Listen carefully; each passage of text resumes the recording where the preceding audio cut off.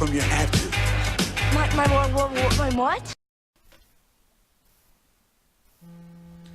Alright, look, you have an option that comes up, and you can just click the button right here like a normal phone call, and it gives you the option to, well, it usually gives you the option to, click OK, but we've done this enough, and that's when you go live. But for this, right here, it gives you an option when you click it to just simply turn the video camera off. Make sure you click it first. And sometimes it takes a sec. There we go. Camera is off now, and you have the ability to mute yourself from right there and to turn the Hangout call off. How's it going, Jeremy? It's going great. How about you? Going good. Turn your volume up so they can hear a little bit. So yeah, this is what it looks like on the phone end of the invite call. There's not much functions with it really, just the simple tap and then the microphone and the video camera thing. Alright, now, so when you're a guest going to be invited onto a live stream, so if somebody else is having a live stream or they're having a Google Hangouts call or whatever, then you'll have to go to your email, and if they're going to send you a direct invite, which is through with your email address, then it'll come up kind of like this. Alright, yep, you see it'll come up on the bottom, or on the left side of the screen. I have this tab muted at the moment, otherwise it would be having a lot of noise. I'll turn it on for a moment. Just kidding. I'll click answer now. It takes you right back to where it was pretty much, and you have the option to turn your video camera off as well, but this time the functions are on the bottom, kind of like how it was before with the phone. And yeah, so you can see the panel is not the same as when you are a host. It is different as the guest, and plus this is a Google Hangouts call, which is different than actually going live for live streaming. We could have had that set up too, but that's okay. This is good enough. I think you'll have a similar setup when you're a guest on a live stream as you are as a host, but you won't be able to actually control anybody. I think the control option and the of other people still come up, but you won't be able to do anything as a guest.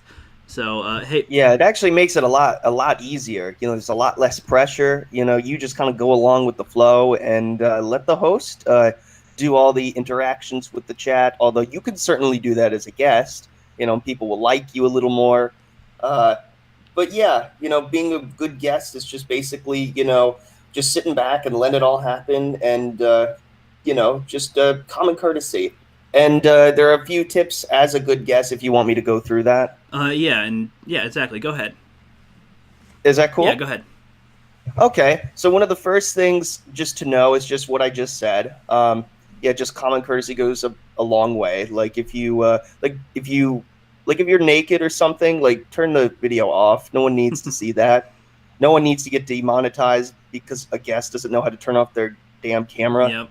Or that, and make sure that if you are super noisy or super staticky or whatever's going on in the background, like it's a zooming car or whatever, just like,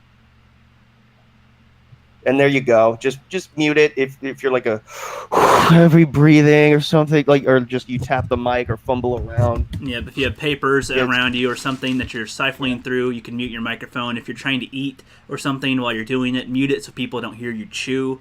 It's not attractive. Exactly. Like, don't be chewing gum while you're on a live stream, because that comes through, and if you're a listener and you're listening right now, you don't want to hear coming through. That's very annoying and cringy when you're a guest or you're an audience member trying to listen to a stream. And so another thing with it, is just mostly the noise level. But so if you're like the host, I forgot to mention this as a host. So as a host, you pretty much set the tone of what the live stream is going to be. Now, a lot of people like to have it pretty chill and mellow, where there's not that many topics. You're just kind of there to hang out with your buddies. But sometimes if you want to talk about a movie, or you want to talk about an article or something that's going on, talk about a book, talk about whatever's going on, you can kind of keep it on topic a little bit if that's what's in your title, because that's what a lot of people are coming in to listen to. But you can obviously change it up every now and then. There's no direct rule. You're not going to get penalized for going off topic. But you might get penalized with the audience. Yeah, but that's about it. Some audience members. All you have to do is, true. Just as long as you give the people what they want, and if you have guests who want to talk about something serious, then just goofing off and telling dick jokes isn't going to settle well with them. They're not going to want to come back. Right. Especially if you have somebody like, well, what's a good example? Let's just say you have PewDiePie. You have PewDiePie as a guest because you're one lucky SOB, and he wants to talk about something serious, and you're just goofing around the whole time, and he's like in serious mood. He's not in like playful PewDiePie mode. He's gonna bounce. Like it's gonna be a waste of his time. Yep, exactly. You know what I mean? Exactly. So, and that's what you don't want to have in your live streams. You don't want it to be a waste of anyone's time, because sometimes live streams can go on for a long time. And if you have viewers who really enjoy your content and they're just sitting there just like, okay, like this totally sucks, you're going to get unsubbed or whatever. But I mean, it's no pressure or anything, but it's just like you have to give the people what they came for, give the people what they want, what they expect, and try to exceed those expectations. And not every live stream is going to be super amazing or super perfect or anything. Not all of them are going to go, on track, and most people are very understanding on that. Exactly. But as long as the very first 2 live streams will always be a trial run, but hopefully this type of video will help you avoid that, and you'll have a perfect start to your live stream. Absolutely, yeah. You'll learn from our mistakes. Yes, we've all had our trial and error, and that's why I know this. When I first approached this personally, I struggled big time, and looking up on YouTube to find videos to explain it was annoying because they didn't explain that much of the functions in Google Hangouts. And I'm like, well, what the hell am I doing? What's going on? What happens if this happens? What happens?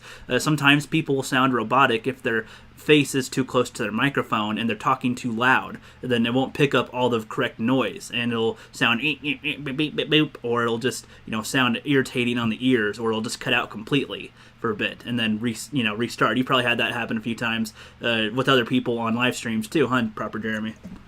Yeah. You want to make sure that your Wi-Fi is pretty good, pretty secure, and that your microphone is very clear. You don't have to have a microphone, but it definitely helps. Right. When you're a guest, you don't need to have as much equipment. So, like, I'm using a Blue Yeti right now on the computer, but as you saw earlier, I could just use my phone, and there's nothing else to that. I just have my phone on.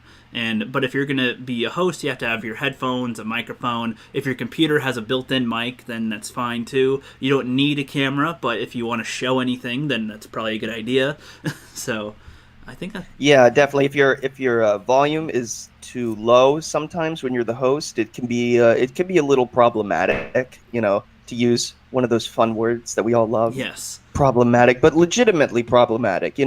Like there's a couple people who I know. I'm not going to say any names, but like some of them, have lower volumes than other people, and sometimes that can be difficult. So maybe you might need some equipment. It's not a necessity, but it's definitely something that's very helpful. Right. And if you it's all about the quality of the stream and how it sounds. It's mostly the noise. Yeah. The noise is what is. It's basically a radio show, but it's through YouTube.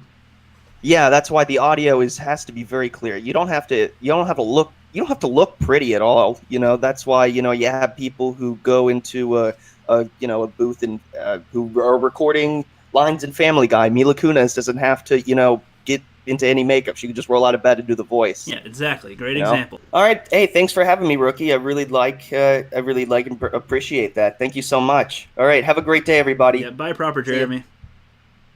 Oh yeah, another thing you'll also need will be a microphone and headphones. If you're going to be the host of a live stream, you do need a microphone and headphones. That will allow the audio to sound very good, and if you don't have a computer that already has a built-in microphone, then nobody will be able to hear you.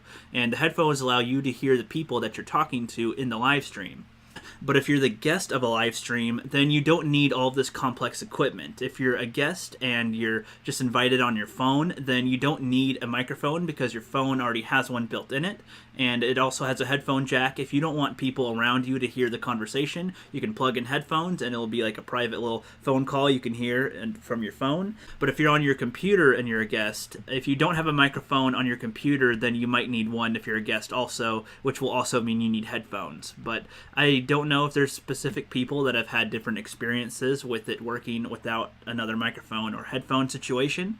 when inviting people through the link, only people using a computer will be able to click the link and then go into the Hangout, because otherwise, when they're on their phone and they get the link and they try to click into it, it takes them to the App Store, but it ends up never really being able to open. I don't know if people have successfully been able to do it, but from what I've heard from even larger YouTubers like World Class Bullshitters, they've been invited to Geeks and Gamers via on their phone with the link and have not been able to get in. So you have to do the direct email link in order to get people on their phone, and that can also work on the computer. The direct email will get a notification to the computer as well as to the phone.